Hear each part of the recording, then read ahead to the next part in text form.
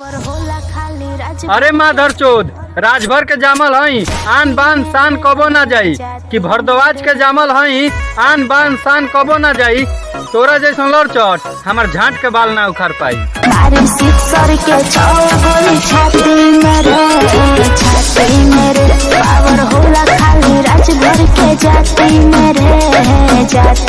कि हम बेकार रही हमसे मत जुड़िए ना तो तोर बुरा हाल हो जाई। कि हम बेकार रही हमसे मत जुड़िए ना तो तोर बुरा हाल हो जाई। आज दिन बेटेबे न बेटा बीच चौराहा पर तो गोली हम ही मारा भले से जेल हो जाई।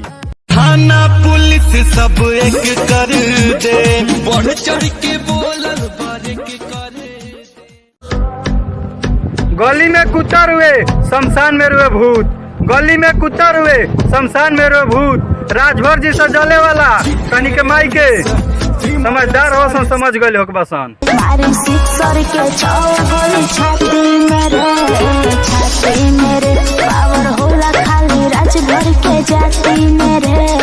ना बंदूक ना गोली सीधे आग के गोला। ना बंदूक ना गोली सीधे आग के गोला हो। जो सोच समझ के पैर रखिए रे बेटा ई राजभर टोला हो। अरे दे बजान से तो सन से मोरे रंगदारी कोरी ले कि ढेर बढ़ चढ़ के बोलता रहे समझो तारे के डर जाए। कि ढेर बढ़ चढ़ के बोलता रहे समझो तारे के डर जाए। तहार बहन चोद राजभर हई सीधे करे जो पर चढ़ जाए।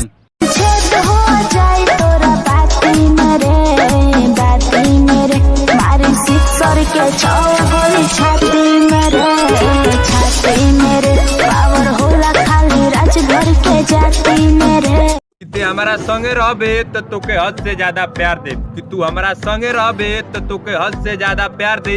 आ जहाँ तेज तड़ाक बनले रे बेटा तो तोके बीच चौराहे पर दौड़ा के गोली मार दे। आज जेल होई कल बेल होई परसों से रूहे खेल होई। प्यार करे के बात लड़किए सन से सीख ल। प्यार करे के बात लड़किए सन से सीख ल। आ पैसा नहीं के सके उसे भीख ल। तहरे खैया सन तहरे पिया सन। तहरे खैया सन तहरे पिया सन। आ एक दिन कह देना पैसा नहीं के तो माधर चोद दिल तोड़ के जइया सन।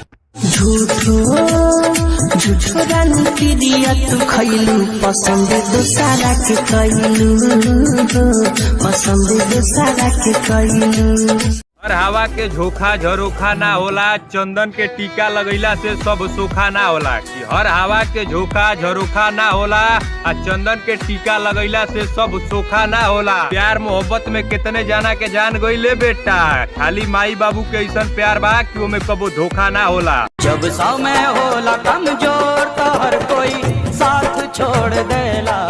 जब समय होला कमजोर जो भी आया मेरे हिस्से में जाकर किसी गरीब को भीख दो। जो भी आया मेरे हिस्से में जाकर किसी गरीब को भीख दो।